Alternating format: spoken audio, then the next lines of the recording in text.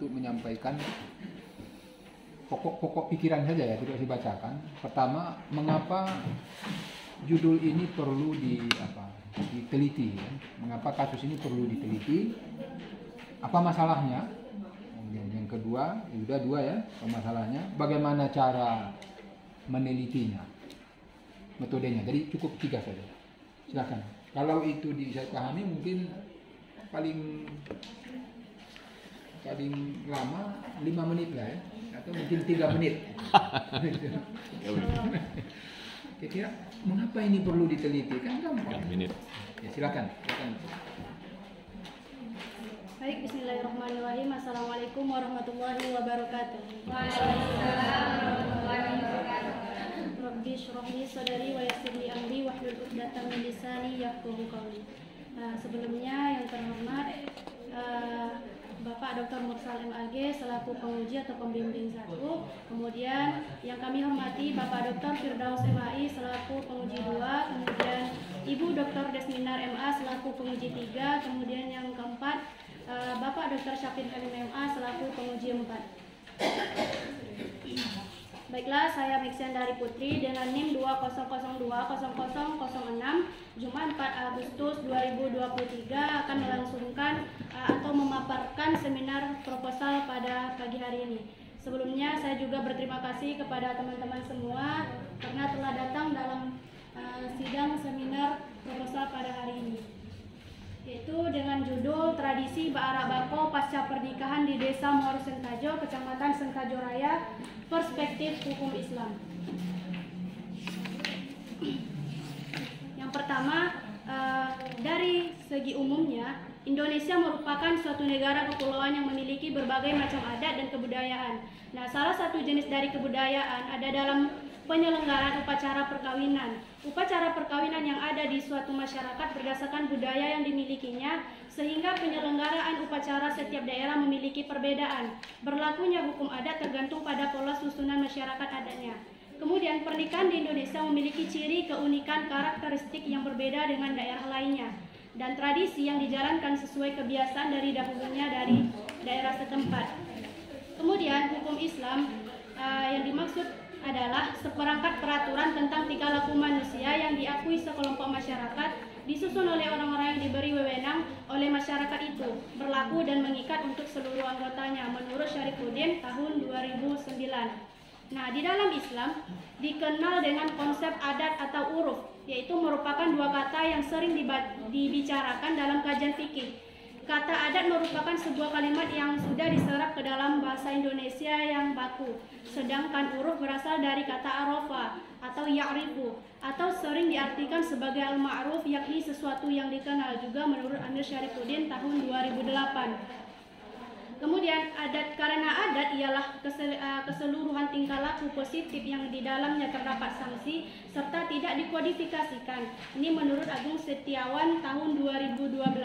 Jadi dari segi penilaian baik dan buruk, uruf dibagi menjadi 2 bagian. Yang pertama, uruf yang sahih adalah adat yang berulang-ulang kali dilakukan, dapat diterima oleh masyarakat luas dan tidak bertentangan dengan norma agama. Kemudian yang kedua, uruf fasid, yaitu adalah adat yang sudah berlaku pada suatu wilayah, akan tetapi adat ini bertentangan dengan norma agama. Nah, aturan negara serta budaya yang luhur, ini juga menurut Syarifuddin. Kemudian definisi Ba'ara Bako.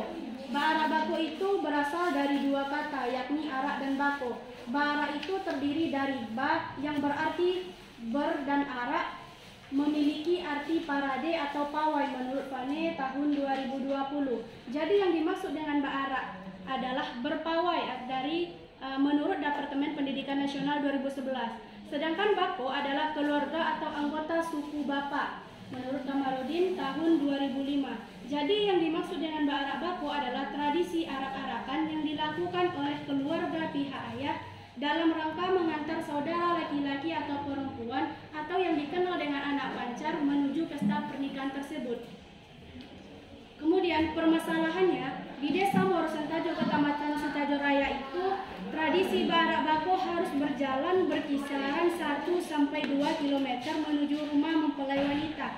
Nah, perjalanan Ba'ara Bako yang panjang ini dimulai tepat pada saat azan asar dikumandangkan. sehingga sampai di rumah mempelai pada saat maghrib. Berdasarkan informasi awal yang diperoleh, sebagian peserta yang mengikuti Ba'arak Bako banyak yang meninggalkan sholat atau melalaikan, padahal semua peserta beragama Islam.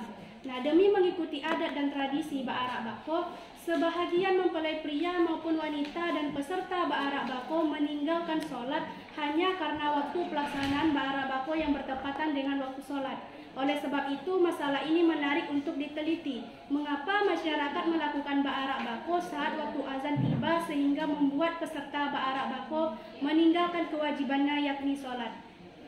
Identifikasi masalahnya, yang pertama, umumnya orang-orang yang turut berpartisipasi dalam kegiatan Ba'arak Bako tentu saja termasuk kedua mempelai lalai, bahkan ada yang meninggalkan sholat. Yang kedua, Islam mengajarkan bahwa sebaiknya sholat dilaksanakan di awal waktu. Dan yang ketiga, Ba'arak Bako adalah bagian dari proses pernikahan, sementara di sisi lain pernikahan adalah persoalan agama yang cukup sakral. Nah, yang menjadi rumusan masalah pada penelitian hari ini, yang pertama, bagaimana proses pelaksanaan Ba'arak Bako di Desa Muaro Sentajo. Yang kedua, apa nilai-nilai yang terkandung dalam tradisi Ba'arak Bako di Desa Muaro Sentajo. Dan yang ketiga, bagaimana tinjauan hukum Islam terhadap tradisi Ba'arak Bako di Desa Muaro Sentajo. Nah, tujuannya simpel saja, yaitu bagaimana untuk mengetahui dan memberi pemahaman atau pengetahuan kepada masyarakat yang ada di Desa Muaro Sentajo bahwasanya bahwasanya memandang tradisi atau adat itu sesuai dengan syariat Islam. Kemudian manfaatnya, definisi operasional, yaitu teman-teman bisa lihat apa yang dimaksud dengan tradisi, Ba'arak Bako, serta hukum Islam. Kemudian bab 2, kajian pustaka, dan metode pendidikan. Nah, bab 3 itu metode penelitian, yang mana jenis penelitian itu menggunakan metode pendekatan kualitatif. Yang kedua, sumber data yang dipakai adalah data primer dan data sekunder. Yang ketiga, teknik pengumpulan data, ada observasi, wawancara, serta dokumentasi. Dan terakhir, teknik analisis data. Yang pertama, pengumpulan data atau data collection. Yang kedua, reduksi data. Yang ketiga, penyajian data. Dan 4, kesimpulan. Mungkin sekian yang dapat saya paparkan terhadap proposal penelitian saya. Saya sampaikan terima kasih. Assalamualaikum warahmatullahi wabarakatuh. Baik, yang akan bertindak sebagai penguji pada hari ini sebagai ketua, penguji 2 Bapak Dr. Firdaus MHI, penguji 3 Ibu Dr. Desminar MA, dan penguji 4 Pak Dr. Saplin Halim MA. Yang pertama, kita berikan kesempatan dulu kepada